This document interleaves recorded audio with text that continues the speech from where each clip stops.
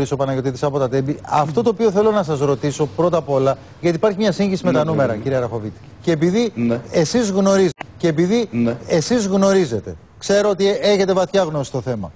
Ο μεν υπουργός, επειδή έτυχε να είμαι και χθες το βράδυ σε αυτή τη συνέντευξη που έδωσε στο Σταρ, επιμένει ότι οι αγρότες που έχουν εισόδημα 5.000 ευρώ, δηλαδή η συντριπτική πλειοψηφία των αγροτών, δεν επιβαρύνεται από αυτά τα μέτρα. Οι αγρότες όμως λένε όχι, επιβαρυνόμαστε και γι' αυτό είναι στο δρόμο. Μπορείτε να μας πείτε τη δική σας ανάγνωση στο θέμα?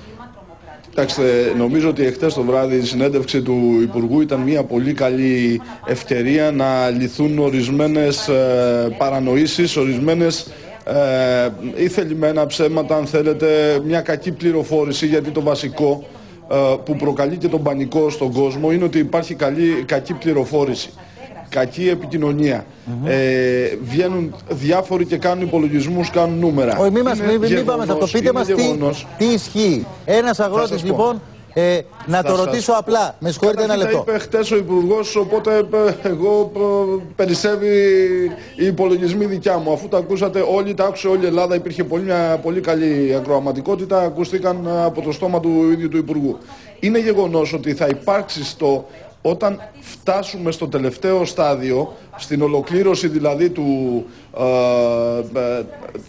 του σκαλιού του μεταβατικού σταδίου, θα υπάρχει μία επιβάρυνση από τις σημερινές εισφορές. Αλλά η σύγκριση δεν πρέπει να γίνεται από τις σημερινές. Εκεί είναι το λάθος, ότι γίνεται μόνο από τις σημερινές εισφορές. Η πραγματικότητα είναι ότι στην τριετία θα υπάρχει ορίμανση των ασφαλιστικών εισφορών με το ισχύον σύστημα. Δηλαδή, το 2015 οι αγρότες ξέρουν καλά ότι από τη δεύτερη κατηγορία που ήταν ο μεγάλος όγκος, κύριε Αραχοβίτη, να ακούσουμε λίγο τους ίδιους. Λέτε ότι... Αφήστε με να σας το εξηγήσω αυτό. Ναι. Η δεύτερη ήταν ο μεγάλος όγκος, το 62% περίπου των αγροτών ήταν στη δεύτερη ασφαλιστική κατηγορία. Ναι. Ναι. Πέρυσι, το 2015, λόγω της ορίμανσης της τριετίας, μετέβησαν στην τρίτη ασφαλιστική κατηγορία. Το 2018 θα μεταβούν στην τέταρτη ασφαλιστική κατηγορία, σας λέω, με το ισχύον. Κατανοητό. Έτσι. Οπότε εκεί πρέπει να γίνεται η σύγκριση. Πάμε στον κύριο Φιακά στον Ισθμό. Ένα λεπτό για να το κάνουμε και σαν διάλογο, γιατί αν όλα αυτά είναι μια παρεξήγηση, μακάρι να λυθεί. Αν δεν είναι πάλι, να δούμε πού είναι η αλήθεια. Κύριε Φιακά, καλησπέρα. Κύριε Βαγγελάτε, ναι.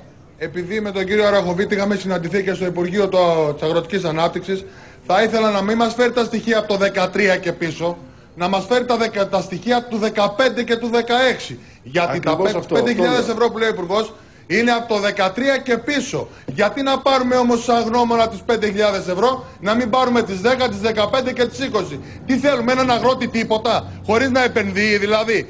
Μιλάμε για 5.000 ευρώ να ζήσει ποιος, να πληρώσει ποιον? Για ποιο λόγο να μην κουβεντιάζουμε για το 5.000 κύριε ευρώ? Φιακά, δεν το κατάλαβα. Ένα λεπτό. Ακούστε με κύριε Φιακά. Το μεγαλύτερο κύριε Φιακά, άκουσε με λίγο. Το νούμερο, τα 5.000, μόνο για τις 5.000 ευρώ. Βοήθα λίγο, έφυγε, γιατί ξέρω εκεί έχει ένταση τώρα. Τα 5.000 τα έβαλα εγώ στην κουβέντα ως υπόθεση συζήτησης για ένα απλό λόγο. Γιατί σύμφωνα με τα στοιχεία του Υπουργείου... Τα 50 λεπτά όμως τα έβαλε ο κύριος Κατρούγκαλος. Ακούστε με λίγο κύριε Φιακά.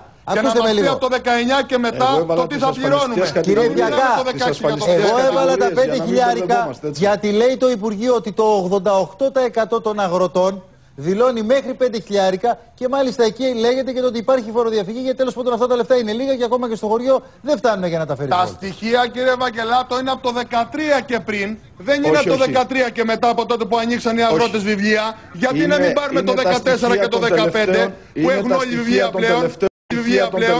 Γιατί να πάμε στο 13, δεν το καταλαβαίνω. Γιατί έχουμε πάρει το ορόσημο το 13 για να μπορεί η κυβέρνηση να κάνει επικοινωνία. Όχι.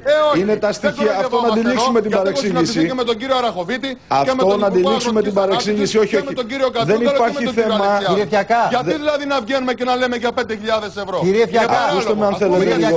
Και για τις 15. Κύριε Φιακά, λίγο ήρεμα να κάνουμε διάλογο. Ο στόχος είναι να φτάσουμε κάπου. Να τις αποσύρω εγώ τις 5.000. Αν και επιμένει εδώ ο κύριος Αραχοβίτης, πείτε το κύριε Αραχοβίτη για να τα ακούσει. Είναι σύμφωνα με τις φορολογικές δηλώσεις του 2015, αφορούν τα εισοδήματα του 2014. Είναι τα στοιχεία του Υπουργείου Οικονομικών για τις τελευταίες φορολογικές δηλώσεις που έχουμε. Είναι τα στοιχεία με βάση τα βιβλία εσόδων-εξόδων και όχι με το τεκμαρτό. Με τον Δημητριάδη και με τον Χρήστο, τον Αναγνωστάκο, θεωρώ ότι αυτά τα στοιχεία σας τα θέσανε και δεν μιλήσαμε για το 2015. Αν θυμάμαι καλά. Όχι. Τα στοιχεία τότε, αν θυμάστε, αυτές τις μέρες εδώ παίζουμε με τις λέξεις και παίζουμε με τους αγρότες. Να είμαστε ακριβείς. Θυμάστε την εποχή που είχε γίνει η συνάντηση αυτή στο Υπουργείο. Τι θα πληρώσει ο αγρότης σε 3 χρόνια. Μην ξεχνάτε ότι αυτή η συνάντηση που είχε γίνει στο Υπουργείο ήταν πριν την επεξεργασία, πριν την υποβολή των φορολογικών δηλώσεων. Οι φορολογικές δηλώσεις και η επεξεργασία τους ολοκληρώθηκε το καλοκαίρι. Για τη συνάντηση που έκανες κάτω στη Μάνη. Μισό λεπτό. Δεν είπα ότι δεν υπάρχει επιβάρυνση.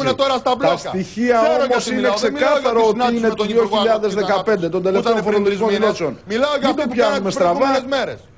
Δεν αρνήθηκα ότι υπάρχει επιβάρυνση, αλλά μην αμφισβητούμε τα στοιχεία. Είναι τα στοιχεία του καλοκαιριού. Να μην λέμε για 50 λεπτά που έλεγε χθες ο Υπουργός όμως, γιατί τη μέρα που πήγαμε στο γραφείο μας είπε για μία κλίμακα των 3 ή των 5 και εκεί θα παγιωθεί. Δηλαδή, κλίμακα των 3 ή των 5 τώρα φέρνει για τα 2 με 3 χρόνια. 16, 17 και 18. Το 19 και το 20 πάμε στο 20%. Συν 7% τις φαρμακευτικές εισφορές. Γιατί να το κρύβουμε όλο αυτόν τον κόσμο αυτό. Γιατί να μην πούμε τι θα γίνει μετά το 19. Κρατάμε το 16 και το 17 που θα έχουν 200 ευρώ αύξηση μόνο. Το 18, το 19, μισό λεπτό, άκουσε με τι είπα. Είπα ότι το 18 έχουμε ορίμανση της τριετίας. Από το 19 που φτάνει στην κορύφωσή του, από 1η Πρώτου του 19 που φτάνει στην κορύφωσή του το σχέδιο, η πρόταση της κυβέρνησης, φτάνουμε στο 20% επί του εισοδήματος υπολογισμού του ασφαλίστρου. Σε αυτό το χρόνο θα έχουμε επιβάρυνση, αλλά από το 19 και μετά όντως θα υπάρχει μια επιβάρυνση. Το ζήτημα είναι ποιο, και εκεί να το βάλουμε στη βάση της συζήτησης, έτσι, να αλλάξουμε βάση, να πάμε στο πραγματικό. Το πρόβλημα είναι ποιο, ότι μέχρι σήμερα υπολογιζόταν η ασφαλιστική εισφορά με βάση την ηλικία. Είχαμε οριμάνσεις δηλαδή με βάση την ηλικία. Ένας αγρότης ο οποίος όσο μεγάλωνε, όσο γερνούσε, θεωρούταν πιο πλούσιος και ανέβαινε ασφαλιστική κατηγορία. Είναι λογικό αυτό? Είναι δίκαιο αυτό? Η σύνδεση με το εισόδημα είναι και λογικό και δημοκρατικό. Να ακούσουμε την απάντηση του κ. Φιαγκά για να δούμε μετά και τέμπη, παρακαλώ. Αν το 20%, συγγνώμη κιόλας, κύριε Αγωβίτη, το 20% είναι δίκαιο. Δίκαιο ήταν να πάμε με τις κλίμακες που κουβεντιάσαμε. Ή των 3 ή των 5. Αυτό είναι δίκαιο. 10.000 ευρώ, 5%. 30.000 ευρώ, 10%. Και σας μιλάω για δίκαιο βάσει με αυτά τα δεδομένα που κουβεντιάσαμε αυτή του τραπέζι. Γιατί αν μιλήσουμε βάσει του δικαίου της ανάπτυξης της χώρας, θα πρέπει όσο αυξάνεις να έχεις λιγότερους φόρους όταν αυξάνεις την παραγωγή σου. Και να πω και κάτι άλλο. Μιας και κουβεντιάζουμε και τις προτάσεις που είναι στο τραπέζι. Θέλω να μου πείτε αν έχουμε κοστολογήσει τις προτάσεις από τα χρήματα που θα μπουν στα ταμεία του ΟΓΑ από τα εργόσημα.